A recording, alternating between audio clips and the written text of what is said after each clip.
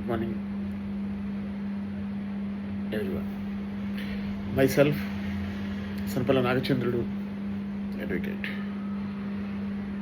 My dear friends, generally big question in the society and question in the families.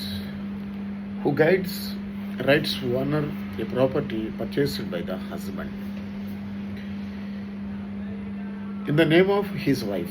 So recently, Allahabad High Court clearly state in the first appeal number 321 of 2023 is that a property purchased by a Hindu husband in the name of his homemaker it can be presumed to be a joint family property under the section 114 of Indian Evidence Act.